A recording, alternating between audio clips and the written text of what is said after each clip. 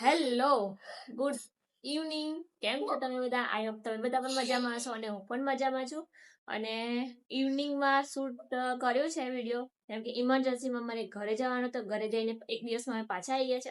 આજના શુભ દિવસે તમે શું કહેવા માંગશો અમને? તમે બધા પરિક્રમા કરવા આવો. પરિક્રમા કરવા આવો, પણ મહેરબાની કરીને શનિ રવિ અને રજાના દિવસે ના આવશો. રેગ્યુલર દિવસમાં આવો.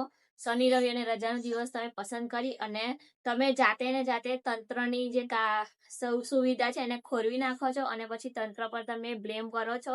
આ વસ્તુ ખોટી છે. તો મહેરબાની કરીને બધાને રિક્વેસ્ટ કરું છું કે રજાના દિવસે ના આવો, રેગ્યુલર દિવસમાં પરિક્રમા કરો તો તમારી પરિક્રમા પણ સફળ થશે. તમને કુદરતના ખોળે જે મજા આવશે એ તમે માણી શકશો. બાકી આ શનિ રવિ રજાના દિવસોમાં આવશો તો તમને મજા ને પણ પરિક્રમા સજા બની જશે.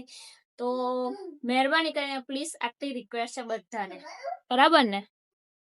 હજી બહુ બધું બોલવાનું બાકી છે જે મારા શબ્દો નીકળશે. તમે બધાને અમુકને ખોટું લાગે ના લાગે, આઈ ડોન્ટ કેર. જે ફેક્ટ છે એ કહેવા માંગીએ છીએ અમે. તો હજી અમે તમને ત્યાં જઈને બધું બતાવીએ છીએ શું છે, શું કન્ડિશન છે, કેમ આવા બધા વિડીયો અમુક જે વગર કામના છે વાયરલ થાય છે. અમુક કમેન્ટો એવી આવે છે કે રીલ્સ બનાવવાના નામે પિકનિક કરો છો. એ પિકનિક કોના માટે છે, શું છે, બધાના હું જવાબ તમને ત્યાં જઈને આપીશ. ઓકે, બરોબર, ચલો જઈએ. ચાલો, તો અમે હાલ જસ્ટ આવતા જ છીએ ઘરેથી. ઇમરજન્સી કામથી ગયા હતા અને આવી અને ફ્રેશ થઈને હવે પાછા જઈએ છીએ. તમને બધાને બતાવવા જ કે હાલ અત્યારે કેવું છે. અને ગઈકાલ રાત્રે શનિવારની રાત અને રવિવારની મોર્નિંગ કેટલું ટ્રાફિક થઈ ગયું હતું. જો એક વસ્તુ છે, તમે ગમે ત્યાં ભગવાનના દર્શન કરવા જાઓ ને, ગમે ત્યાં એટલે કષ્ટ તો કરવું પડે જ. જો કષ્ટ ના પડે તો તમારી પરિક્રમા હોય કે પછી દર્શન કરવા ગયા હોય એ હોય. મને એક એવો દાખલો આપજો, ત્યાં ગમે તે મંદિરે જઈને તમે શાંતિથી દર્શન કર્યા હોય, કાં તો ગયા હોય તો ગરમીમાં હેરાન થયા હોય, કાં તો પછી દર્શન કરવામાં બહુ બધી વાર થઈ હોય. અંબાજી જાઓ એટલે કલાક લાઈનમાં ઉભા રહો છો તમે, તો અહીં આગળ તમે પરિક્રમા કરવા આવો તો કલાક તમે બોટ માટે કેમ રાહ નહીં જોતા? સાવરિયા શેઠ જાઓ તોય તમે 2-2 કલાક દરવાજો બંધ હોય તો એ રાહ જોવાય છે. ખોડલધામમાં એટલી બધી ટ્રાફિક ખુલ્લું જ એટલા માટે નહીં થતું. સારંગપુર જાઓ તો દરવાજો બંધ હોય તો લાઈન લાગે છે. તો જય અગાડી જાઓ છો, જયનું મહત્વ છે એનું થોડું બધી રીતે પાલન કરો, નિયમોનું નેમ. બરોબર, અમે ખુદ ઉભા રહેલા છીએ પરિક્રમામાં.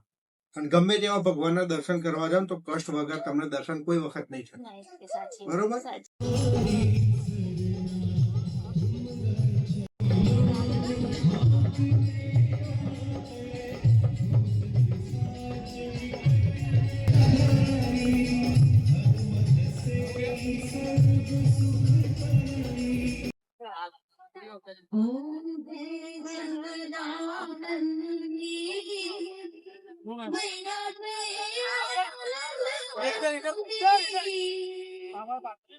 बाहर वाले के हाथ में तो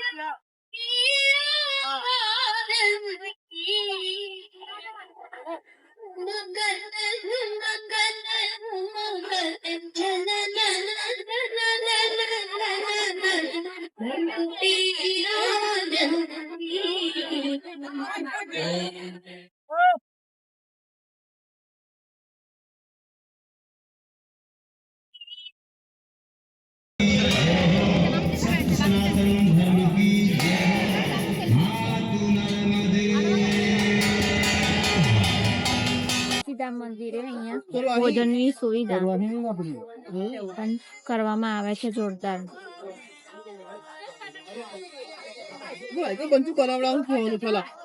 તો ચલો આરતી પતાઈને હવે આપણે જઈએ છીએ ઘેર જમવા માટે. અને આ વખતે રસ્તામાં જબરજસ્ત લાઇટો સાથે ડેકોરેશન કર્યું છે.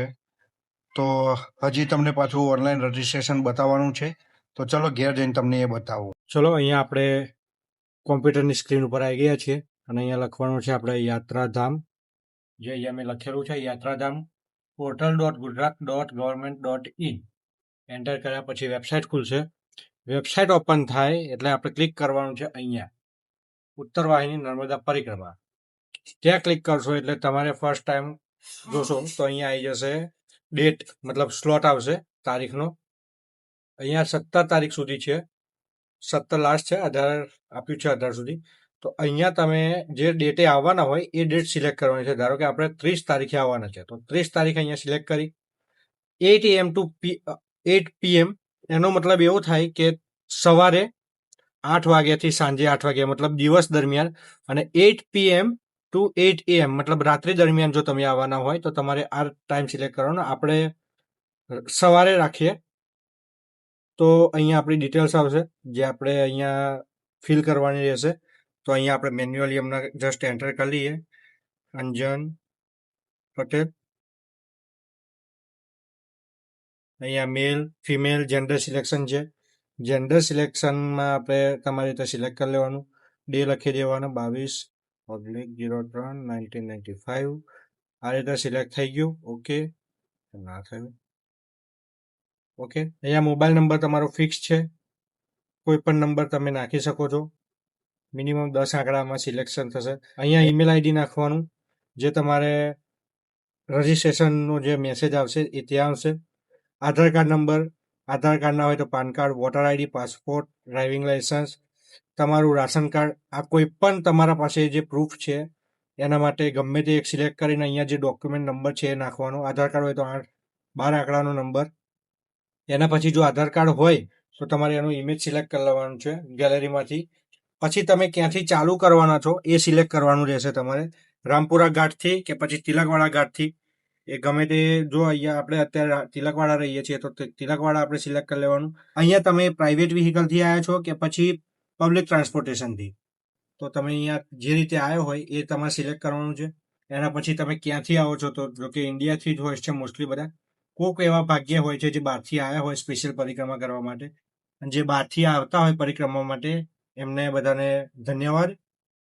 તો અહીંયા સિલેક્ટ કરી લેવાનું છે આપણે ગુજરાત. જો એમપીથી આવ્યા હોય તો અહીંયા મધ્યપ્રદેશ એ પણ સિલેક્ટ કરી શકો છો. મહારાષ્ટ્રથી આવ્યા હોય તો મહારાષ્ટ્ર પણ તમે સિલેક્ટ કરી શકો છો. આપણે ગુજરાતથી આવ્યા છીએ તો આપણે ગુજરાત. ગોવા નથી, ગોવાથી બોટ આવી છે.